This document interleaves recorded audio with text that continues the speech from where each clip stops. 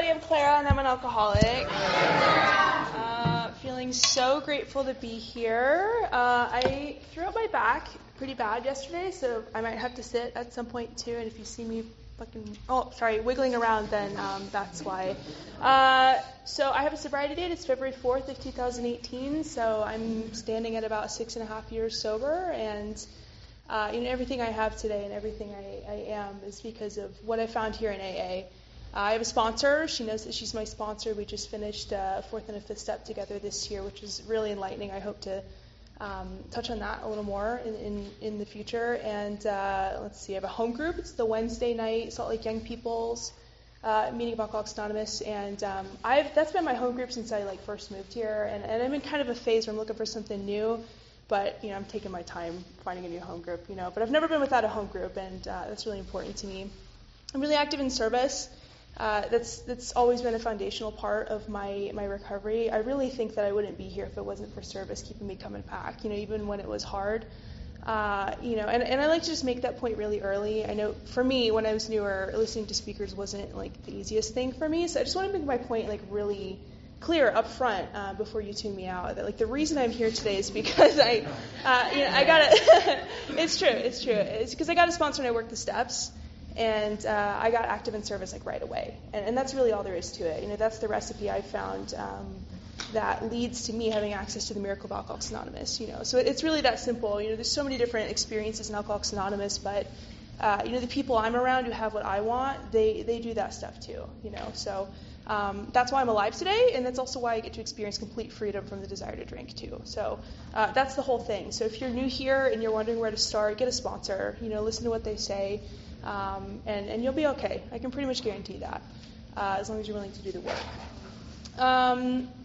Service for me, too, has looked a lot of different ways. My first service commitment when I came in was just the chip person, you know what I mean? And I had a home group that was kind of struggling to stay alive, and it was really, rewarding for me to take an integral part in my first home group and help that meeting succeed so that the doors are always open for whoever needs to walk in there on any given night. And this meeting particularly is important to me. I moved here to Salt Lake at about, it was 3 years ago or something like that, and it was a total accident. My husband and I were shooting for San Diego and fell about halfway short, and now we're in Salt Lake, and it's a whole. We didn't, he didn't have a job, we didn't have a place to live. I was just God will take care of us, and those are kind of my own so arrogance. It's because I'd already told people I'm moving to California, and I couldn't go back from that, and so I'm on my way to Salt Lake. We have our cats and the car and the whole thing, and my dad is helping us take our stuff, and I just had this feeling in my chest that this is not the move. We probably would have been fine. God would have taken care of us, and I've got family and resources and all that too. But there's just something in my chest that was you need to just stay in Salt Lake, at least for the night, and just see what happens. And I'll spare you the whole story, but we end up staying, and I'm staying in a hotel in West Valley City, and one of those hotels, one of those. Yeah, there's great Mexican food right nearby, but it was rugged, and and I'm 3 years sober at the time, and I just I've been around AA long enough to know that I already have friends here in Salt Lake City. I just haven't met them yet. I already have a community. I already have everything I need. I just got to go find them. So I've moved. Just that one time in sobriety, but I'm so glad that I just dove right in. And I came to this meeting when it was still at the big church, and I just felt immediately at home, and I think that is just the magic of AA. It's a room full of new faces, a city I've never been to before, and I'm already home, So like Lisa said, she was one of the first people I met there. This group, after the meeting, they surrounded me. Some guy was do you need to live in my house? Because you can. I have a spare room, and here's everything you need to know about Salt Lake. And there's just something really powerful about, the common, denominator that binds us here. And so I'm just grateful for this group specifically, It's a beautiful thing. And for me, I'm what the book describes as a real alcoholic, and if you're not sure if you're an alcoholic or, what that's all about, I'm so glad you're here, I wasn't sure that I was ready to stay sober forever when I found AA. But the literature just describes it so well. It talks about the two symptoms of the allergy of the body. And for me, that looks like just like I roll the dice when I get alcohol in my body. Sometimes it's just a couple of beers, especially in the beginning. Sometimes it was okay. Sometimes I'd go out and I'd keep my promises and I wouldn't, puke on your couch and things would be okay. And then other times, most of the time, it was not okay, pretty much ever. I've always drank that way. It's never been something I could predict. So that's why I like to say I just lose control once I get alcohol in my body. I don't get to decide when I stop. It seems to just be totally random. And then the second part, as the book describes it, is like this phenomenon of craving. And for me, that just means I can't stay stopped, even when I really mean it, when I tell my mom I'm going to stop, or even when I really promise myself that I'm at least not going to drink that stuff with those people. Something happens, and sometimes it's an excuse, sometimes it's just an hour passes, sometimes it's I get out of jail and then I'm right back where I started, and that's what makes me different from like other members of my family. There's plenty of hard drinkers, lots of like kind of, estranged aunts and uncles who have those kinds of histories, but nobody in my family, drank like I did, so nobody knew what was wrong with me. And I come from I stop breathing sometimes. So I'm going to slow down. I do this at work too. I come from a really loving home. I do. And I want to make that point just because, my alcoholism has nothing to do with my upbringing. It has nothing to do with, it could be my genetic makeup. They say that alcoholism is a family disease, and I definitely have some of that in my family history, but I could have had the best childhood ever and still been the same hopeless drunk I was when I came to AA, and I could have had, the worst childhood, if there is such a thing, and still been probably where I ended up. It has nothing to do with what my parents did or didn't do. And that was important for me because I came here like a victim. I was sure that I was just, the victim of circumstance. I was not given enough, or I was given too much, or, all that kind of stuff. And I'm really glad that the book boils it down to the simplest terms of there's just something different about me and my relationship with alcohol. And the details don't matter so much. And that just, that got rid of the barriers between me and other people in meetings. It made me relate to the people on TV you see, the guy under the bridge. I'm like, that's me. But it took some time for me to understand that. So, I'm growing up in a really, really tiny town, and I'm originally from East River, South Dakota, and it was just so random. And in South Dakota, and I'm sure this is true many places, there's really nothing else to do but drink, And I always remember, I'm 9 years old, planning my first drink, I've always had this really insane, just kind of sick, obsession with partying. I just thought that's what I need. I had no interest in a career. I had no interest in school or relationships or anything like that. I just was so that's what I want to be. I don't know if you've seen Project X, that. I thought that's what it was gonna be, man. I thought it was just gonna be these huge house parties and the love story and the whole thing, and everything ends up working out okay at the end. And that's not how it happened for me. And so I finally do have my first drink. I had an older sister who she would get in trouble, and I just remember being I just couldn't wait for my turn. I just couldn't wait. And I'm 9 years old. That's not right. There's something sick about me living that way. And at that time in my life too, my dad, whether he's an alcoholic or not is his own business, but he could probably benefit from not drinking, and I'm begging him just let me try your beer at 9 years old. And so he gives me a sip, and I didn't get drunk. I just had a little sip. It was it tastes like cornbread. That's nasty, But anyway, just another example of just this obsession I had with that mysterious drink. And I finally do get my hands on some when I'm about 12 years old. It was me and 7 other dudes, just the way I like it. No competition, no.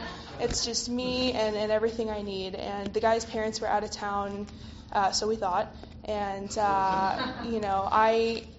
we drank 12-year-olds. We get the blue raspberry liquor, that UV blue nonsense. We're that's good. That's what I want to drink. And I don't know. I remember filling those red Solo cups all the way to the top with this UV blue, and just being cheers, like they do on TV. And I come to, and I'm in a closet, and and they're trying to keep me inside the closet because the parents had come home, and I'm screaming and rolling around and puking all over the place and just being I'm a liability, okay? And I wish I could say that, like, I learned my lesson and it got better, but it really didn't. It really was just pretty much that over and over and over again. Like, please be quiet, Clara. Like, oh my God. Like, please, girl, stop. You promised, right? You promised this wouldn't happen. And, I walk home with no shoes on. I'm covered in puke, and it's like the best night of my life. You know what I mean? Like I was good. I was fine. Like, and prior to that, and I hear this a lot too. I think some of it's just normal kid stuff, right? I remember just feeling uncomfortable. Like I couldn't speak up for myself. I grew up in a home where I could speak up for myself. I just couldn't find the words. I never felt comfortable anywhere I went. And alcohol just fixed that for me. It just removed that completely. And so instead of, at that age, you're supposed to be learning how to, like, speak up for yourself, and navigate emotions. And that's just part of growing up. And instead, I just went straight to alcohol. So at the time of my life when I'm supposed to be learning that stuff, I just took a shortcut, right? And, I just kept getting in trouble over and over again. I convinced my parents that it was just the people I was hanging out with. So we moved to the other side of the state for like a fresh start, right? It was my first geographical. It was when I was like 15. And, my mom was just trying so hard to like make this make sense and get me the help that I needed. And at this time I also developed this like really nasty eating disorder too. And I really think looking back that I was just like obsessed with myself. And I was obsessed with like this idea that like if I could just be this way, like everything would be fine. And I'm sure that sounds familiar, right? Like if I can just change these things, then I'll be okay. And I think that just like snowballed for me. I found a lot of escape and identity in using that as like an excuse for my behavior too. So, at the same time that's happening, my alcoholism is progressing. I'm doing narcotics. I'll do anything anybody gives me. If you tell me it's going to mess me up, like I'm down. There was no thought. And my dad is an FBI agent, which is really funny because I'm like, because I'm like an actual criminal, and so it's so funny to me that like I'm like in his basement committing felonies, and he's just like upstairs, just drunk. Like it worked out okay for a while, but and like I said, I thought that it was this criminal mastermind. I would make all these like plans and schemes, like this is how I'm going to get away with it this time. Like this is how it's going to be okay. I'm just not going to do this, and we'll do more of this, and all those schemes. Because I thought like the finish line for me was getting away with it, right? I looking back can see that the finish line was just getting that first drink in me. All those plans, all those designs of how it's going to be okay this time, just completely out the window. As soon as I have a substance or a drink in my body, I've won. That's really what I needed. That's what I was craving that whole time.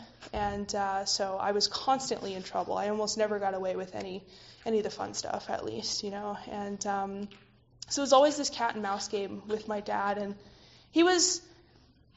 Okay, here's the sob story. He was like absent like for most of my upbringing, just because it's just the way it goes. Sometimes life doesn't work out for two people trying to start a family, and that's okay.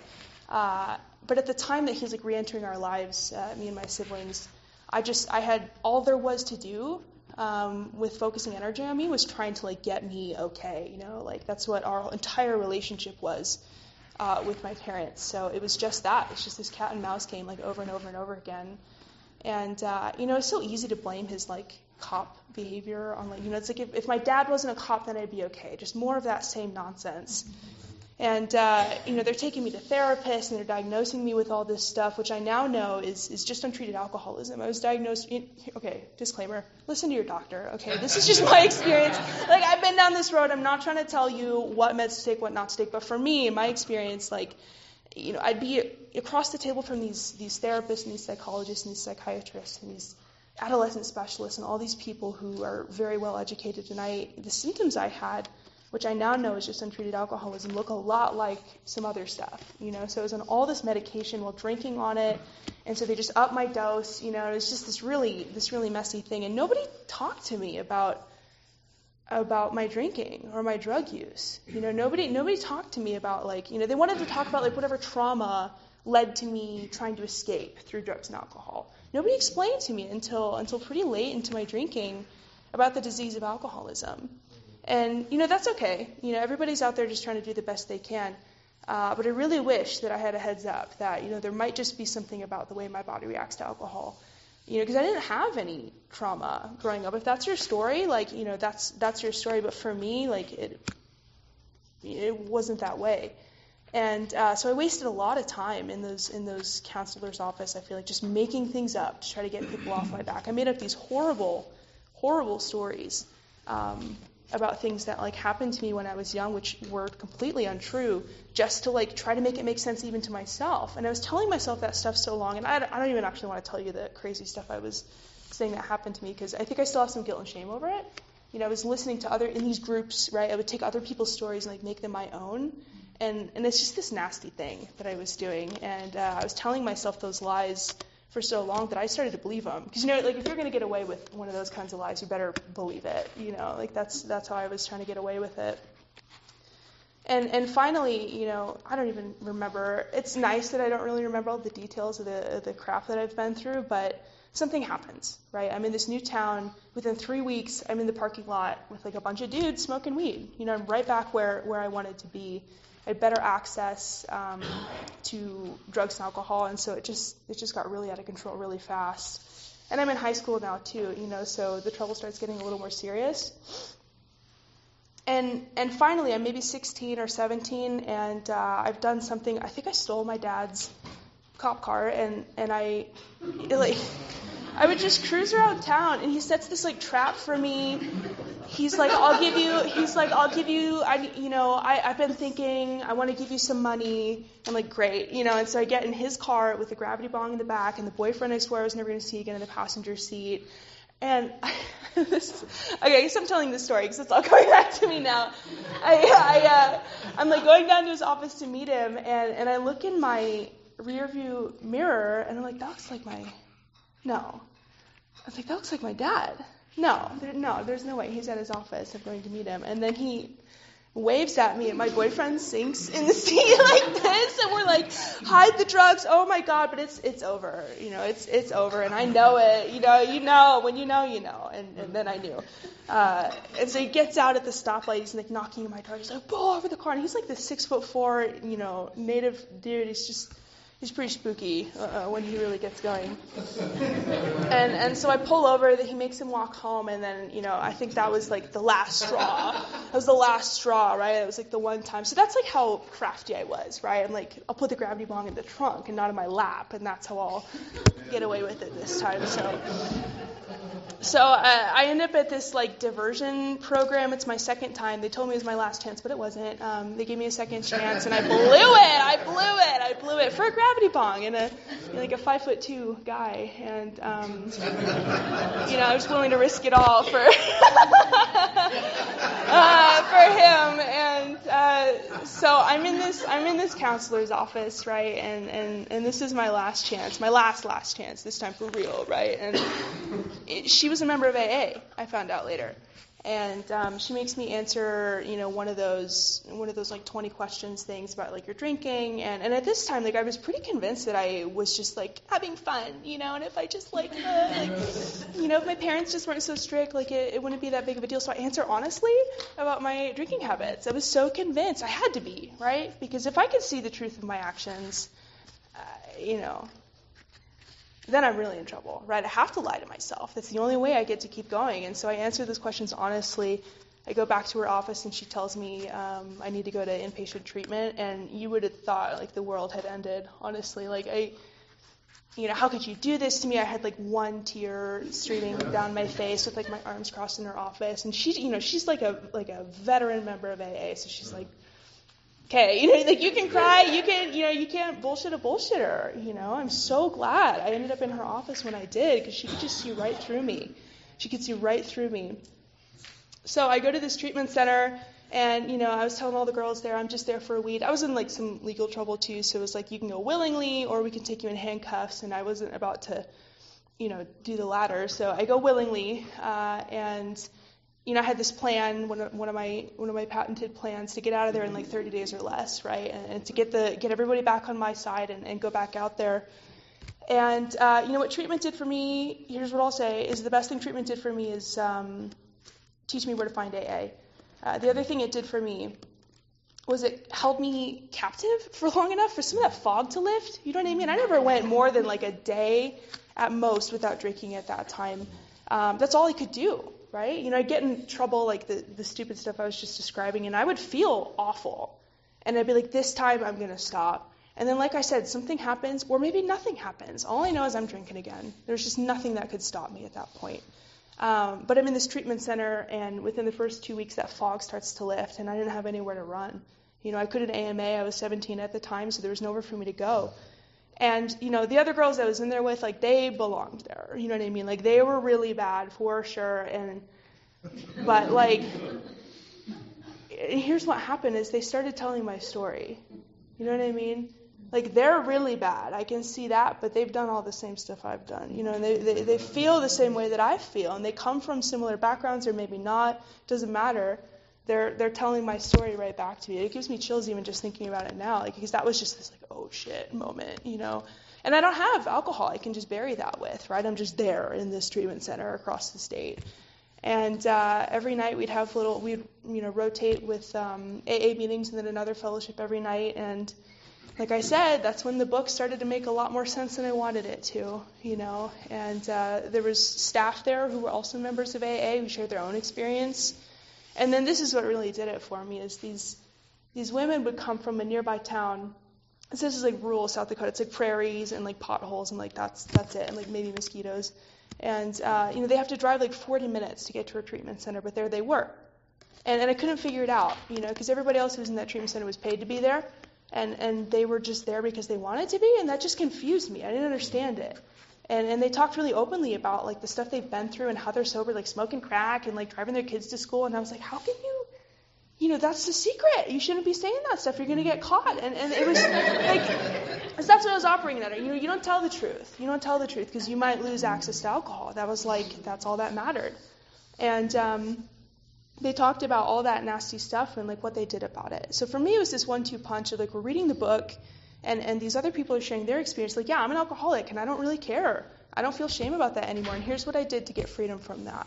And that really stood out for me. You know what I mean? Like all those counselors teaching me, yoga and like color wheels for my feelings. Like, I don't mean to be flippant about it, but like for me, like I'm a real alcoholic. I need more than feelings wheels. Okay? Like I need a message that carries depth and weight.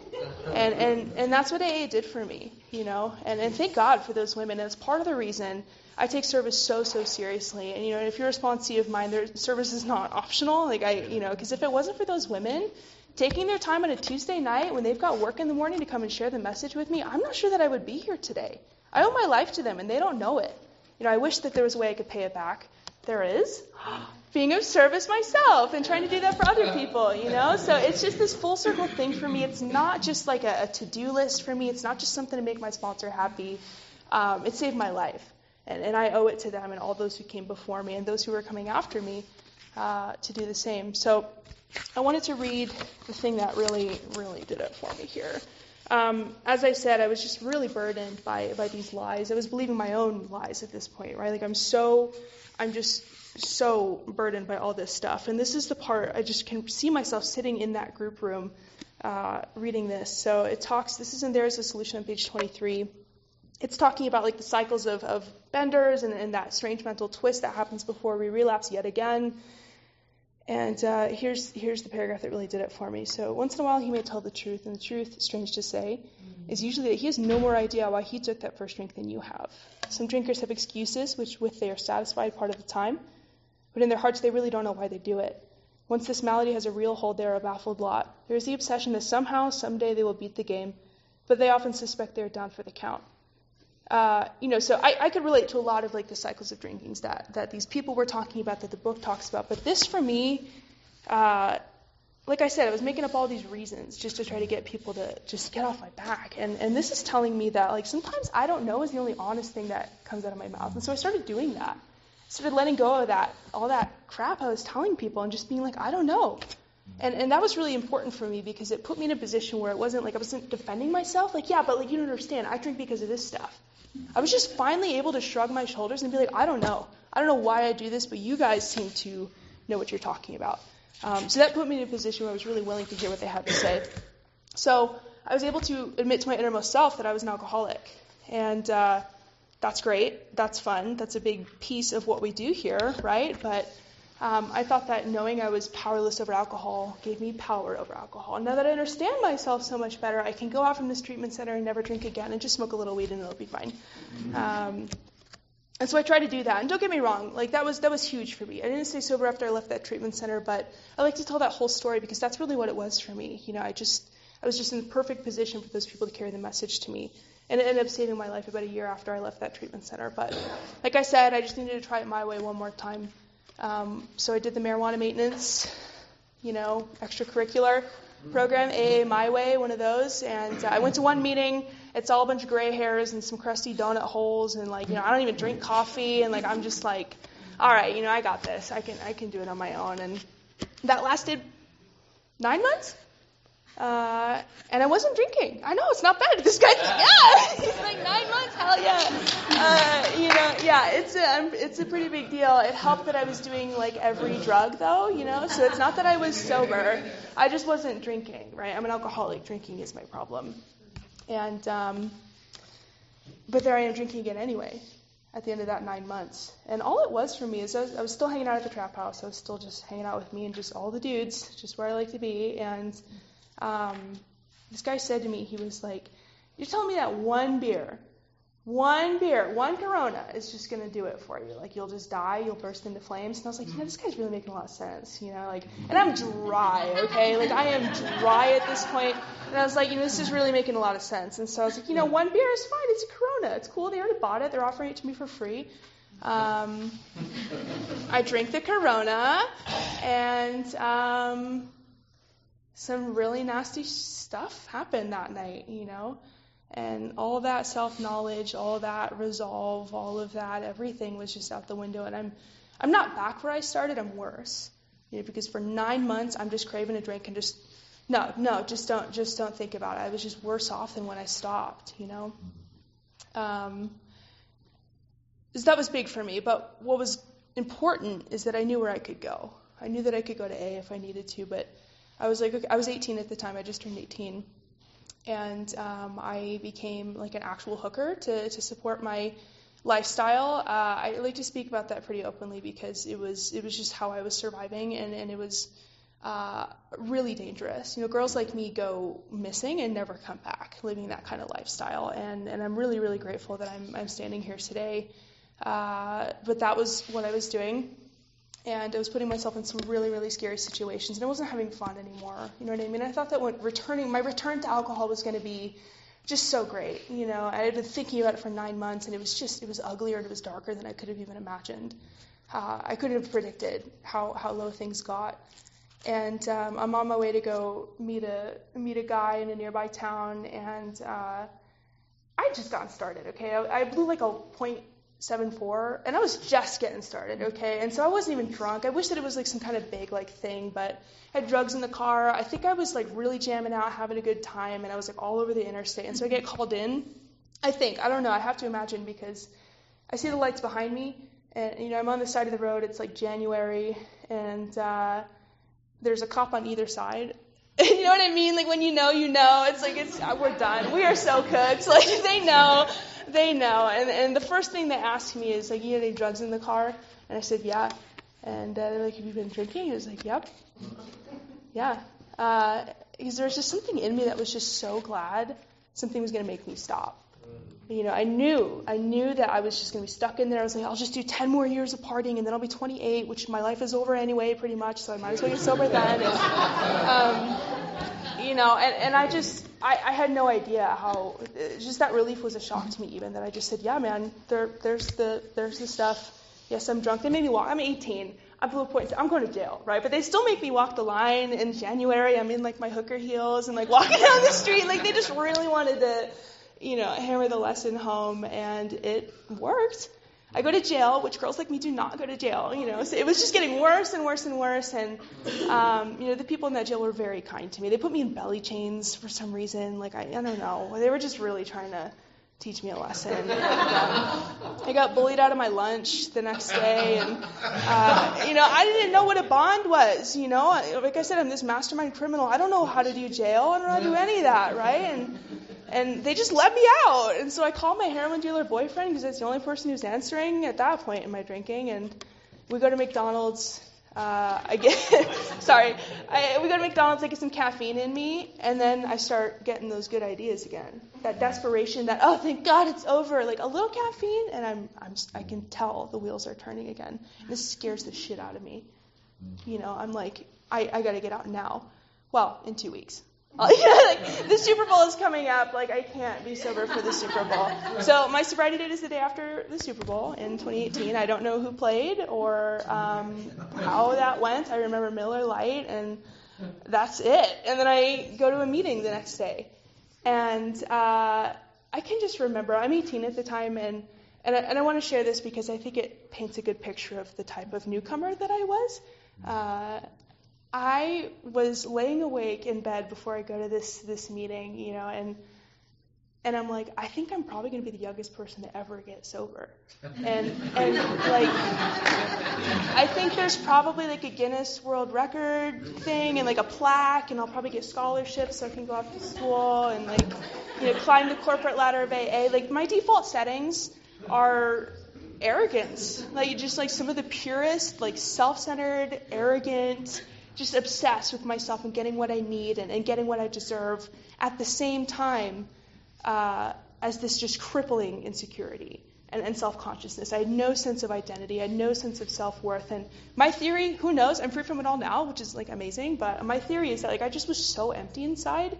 And I was so terrified that people might see that I was compensating for it by just being like, I'll fight anybody, like you meet me anywhere, I'll fight you, like I'll do any drug, like all that stuff. Like I needed to be that girl to hide like just the scared, creature I was inside and who I was or any of that too. But so the next time you encounter a newcomer with hooker heels and that kind of attitude in a meeting with something to prove, please be kind to her, because people were kind to me. I go to that meeting. That meeting ended up becoming my home group, but I just cried. It was another one of those like conflicting things where it was like, my life is over, man. Like I can't imagine life with alcohol or without alcohol. And there was that same relief of like, it's over. These people are going to help me. And they did. So this woman comes up to me after and she gives me her number. Her name is Chelsea, and another person that I just think I owe my life. And she didn't even end up staying sober. She sponsored me for about a year before she just had, more research to do. But she took me through the steps. And she told me what I said earlier, that like you got to get a service commitment. Because I'm not always going to be there to answer the phone. So you have to have other people to call. You have to have a reason to keep coming back, and it can't always be me. And I'm glad that she told me that. And for a while, she was my higher power. I didn't have anything else. Alcohol is not an option anymore. I didn't have yet an opportunity to develop a relationship with a higher power. So I had Chelsea, right? And she had me start working a 10-step early because I would call her and just like, oh my God, you wouldn't believe like all this stuff that's happened. And she'd be like, all right, like, are we still meeting Friday? And so she'd have me do 10-step inventories on like day 4. Because she was just over it. She's like, I have like a job and stuff, so I can't be your therapist. I can't, and I'm just really glad that boundary was set for me pretty early. And she always directed me back to the steps. What action are you going to take? What are you going to do today? What are you going to do right now to get out from under these feelings? And it was service for me. So I become the chip person. I start thinking I'm really hot shit. I'm like going to run this group someday. And I went on to work all the steps, of course. In the 6 and 7, it talks about like how, our character defects don't always get lifted from us when it's convenient for me. And that arrogance I was talking about earlier, I think it served me really well in the beginning. I think it just really made me just hungry for like the next opportunity, I was saying yes to everything.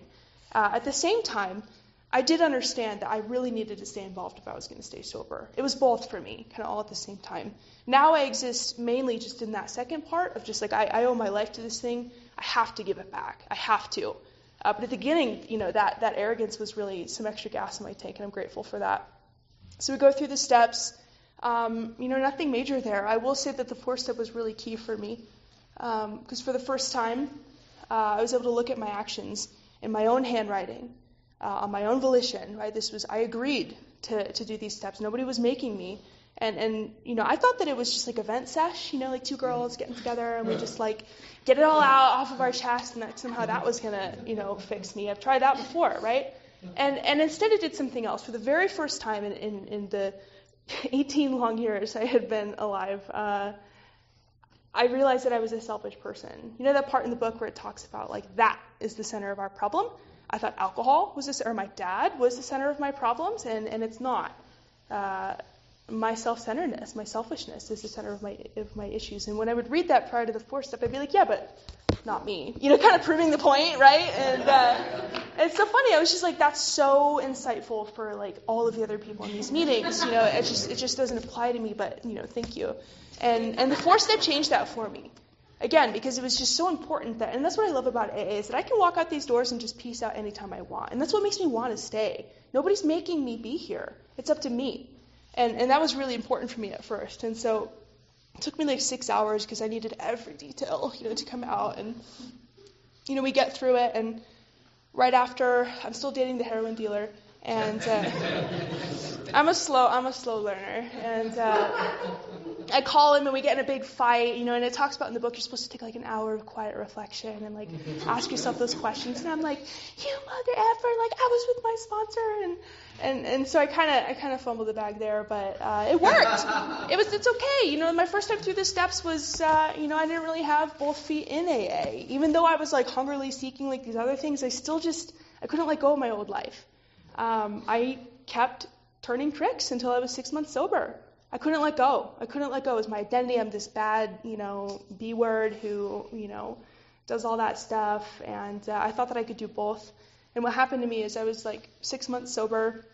I go to this AA camp out in Nebraska. It's like this big beach party called Eat the Big Pig. And yeah, there's this beach in Nebraska, which is kind of funny. It exists. This is real, I promise. And, you know, the night before I'm about to leave, like the heroin guy, like he gives me this huge hickey so that I won't cheat on him while I'm there, which I was fully intending to do. And, you know, like, and I'm there, and I just remember, you know, I had all these defenses up, like I'm the cool girl, like I'm gonna run this place and all that stuff. And I remember looking around and nobody else was doing that.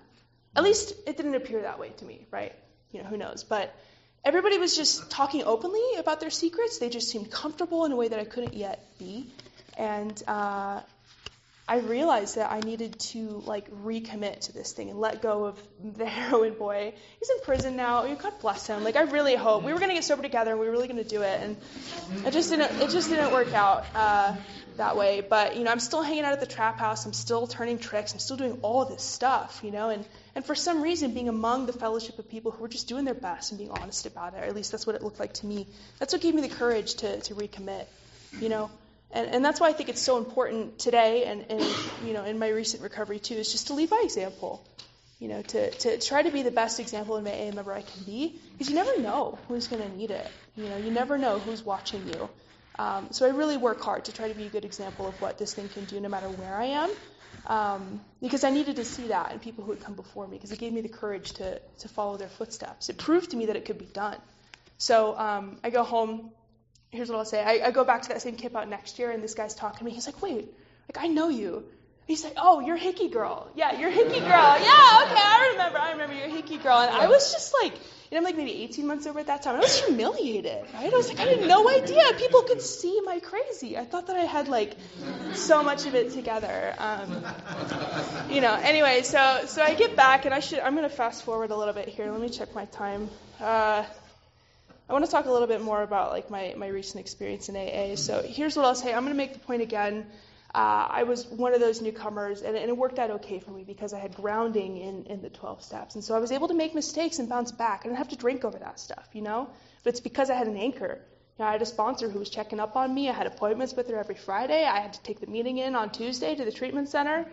I think I'll skip that story, but that literally saved me from killing myself when I was 18 months sober. I had 13, okay, here I go, telling the story. I 13-stepped a guy. Don't recommend doing that. They're right when your sponsor tells you that. And we date for a year, it doesn't work out, he relapses, like all this crazy stuff happens. And it wasn't that I was like devastated about the breakup. I was humiliated because I thought everybody was like, I told you so. I was so convinced that everybody was talking about me. And so the guilt and the shame I felt was just this manufactured story I had in my head. And it almost, I had like my suicide all planned out because of my self-centered fear and my ego, this obsession with myself and what people thought about me. But I had to take the meeting in on Tuesday. And for some reason, I went in there just being like, oh God, I can't believe this is happening. And then I left being reminded of why I'm doing any of this in the first place. Like, I can't even tell you, it's literally like a car wash for me sometimes. I can go in with a nasty attitude. I don't do this anymore, right? But like at that time, it just switched me flipped me like a switch, and it literally saved my life, being of service. So I know I've said it before, I'm going to say it one more time. It's super key to freedom from not just the alcohol, but my own bullshit too. I have to have that in my recovery.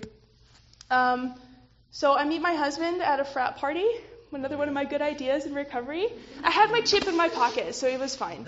And there was no young people. I got sober with bikers and grandmas, and God bless them. They taught me everything I know. But I was really struggling finding a fellowship. I was sponsoring like every woman in my community because there was like nobody else. Chelsea was gone. Chelsea was long gone, okay? And it's just me and a few others trying to hold it down. And I was just really struggling in my home fellowship. And I go back and visit, and it's all good memories, but I meet my husband at a frat party. He was living in the frat house, but he was not going to school. He was also, a lost soul. I love those. Those are my favorite type of guys, are the lost souls, And I was stealing some vicarious pleasure. I was telling myself I was DDing for my friends, but I just, that part in the book, it's like I didn't have a good reason to be there. I wanted to be there. That was my reason. And, God is just funny the way that it works. And I'm getting red just thinking about him because it's just, God is just present in every stage of my marriage. I was in a really low point of my recovery at that time. I'm maybe 3 years sober. Going to the frat party, that's where I'm at. And there was this rumor that went around my town that I had relapsed because I was going to frat parties. I remember being like, how could they say that? But, and here's what happened is, my friend's fixing her hair. She's like, will you hold my beer? I'm like, yeah, sure. I don't want the beer. But this guy I was going to meetings with, at the time, he walks in and he's trashed, and he sees me holding a beer. And he was like, oh, you do? And I was like, no, I can explain. And that was just another moment where I realized, I'm getting what I want, but I'm not serving the greater good here. I'm not being a good example of AA. I have to be reminded that again and again. And that was just another humiliating example of that. My husband comes up to me. I have 6 Red Bulls next to me. And he thought that I was taking Jaeger bombs, so he was coming to kick me out. He was like, this girl's got to go if she's drinking that many. And the first thing I say is like, I'm a sober member of Alcoholics Anonymous. I felt so guilty about what I was doing, and so it was like the first thing. And so, we get to talking, and we end up falling in love. And in the frat house at the pong table, and this is during COVID, so I move in with him like right away, and it seemed like just another, but there was just something about it. And I'm not going to gush about my husband. Well, a lot of you know him. He's amazing. He's like the best thing that's happened to me. I'm 3 years sober. We decided to get out of South Dakota and go somewhere else, which is how I ended up in Salt Lake City. I already told that story. And at this time in my life, and this is something I want to talk about, I'm hoping that it connects with somebody, because for me, I was talking with a friend about this, about like my identity as a person. It took a long time in my recovery to be free from like the big stuff, and now I'm in this position where I'm starting to really get to know myself. At like 6 years, it's about time, right? But it takes what it takes. I tried neck tattoos. There's no going back from those. But I tried purple hair, and that's great too. You can go back from that, which is fine too. And I love these parts of myself. I don't mean to be, whatever. But I was like, what's wrong? It felt like something was missing in myself. And I mentioned that my dad's Native. Most of my family is Native. I'm biracial, and for me, it was just that was the missing piece for me. And it's relevant to my recovery because I'm at this clean slate. The big stuff's gone. My life is based in integrity and accountability, and people can trust me and rely on me. All that big stuff is out of the way. And finally, at about 4 years sober, I was able to look at those parts of myself, and I still was holding on to this really gnarly resentment with my dad. And I talked about he really did the best he could with the tools that he had. I know that today, but I didn't feel that way until pretty recently. And it was the 4-step that gave me another 4-step, another iteration of that with like my 4 sponsor. It's okay to have multiple sponsors. It's okay. I was able to forgive him through using the steps for all the stuff that I thought, he wasn't doing enough for me. And I realized that, and this is going to sound dumb, but like I'm an adult and I don't get to cry around anymore, but the stuff that did or didn't happen to me as a kid. I don't get to go back and change that. I have the tools that he doesn't. So I decided, and this was an intuitive thought after completing a fourth and a fifth step and looking at this relationship, that I just desperately wanted to improve. It was coming out as bitterness and anger. And what I was able to identify is that it was hurt. It was this longing for my dad. And because of Alcoholics Anonymous, I was able to just see that he's just a guy doing his best. I think all of us are just trying to, I heard this in a meeting recently, we're all trying to achieve happiness and avoid suffering. It's really that simple. And I think for the first time, I was able to see him as just another human and not just another person who had failed me. And so I started visiting home more. He had to get some medical procedures, so I'd go home and help take care of him and just make an effort, instead of just being mad, and wishing things had been different. I went and made an effort. And those are skills I learned in AA. And slowly but surely, we're getting to know each other a little bit more. And as far as my culture, it's his responsibility to, ideally, it's my ancestors and those who came before me who are supposed to teach me how to be Lakota. My tribe is the Sichanga Lakota, based out of South Dakota, which, as you know, is where I'm from. And I was given a Lakota name when I was born. It's Matokokapashniwin, and it means not afraid of bear woman. And my dad gave me that name because when my mom was pregnant with me,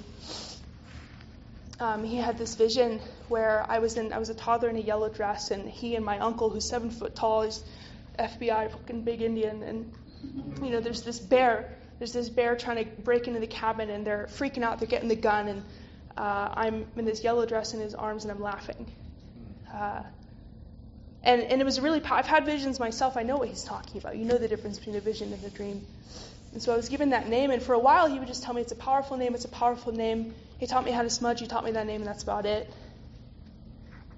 And on my own time, in my own way, on my own path, I was able to understand the meaning of that name. And I think my bear is alcoholism. This deadly, vicious thing knocking on my door all times of the day that I get to laugh in the face of now. I get to enjoy my life, I get to have fun, I get to be with friends and family. I have this beautiful life, but that bear is always there, I'm just free from the fear. I'm free from the terror, and I really should be dead because of this disease. And I'm actually realizing now that I've never shared that with him.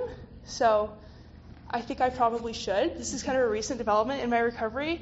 And so I'm teaching myself Lakota, and I'm teaching myself the ways, and YouTube is a beautiful thing, I taught myself how to bead, I fancy shawl dance, and there I go. Talking all resi like I'm from there. I'm finding my own way, and I wouldn't have been able to if it wasn't for what I learned here in AA. And that same thing has happened in every relationship in my life, because of what I've learned here in Alcoholics Anonymous. I get to show up for my marriage, I get to admit when I'm wrong, and I get to be fully present in these relationships no matter what the past is. And it's made me, a woman I can be proud of today. And I don't carry around all that hurt and that pain anymore. And I get to just be a member of my family and totally free from all that other stuff. So I'm going to just say it one last time.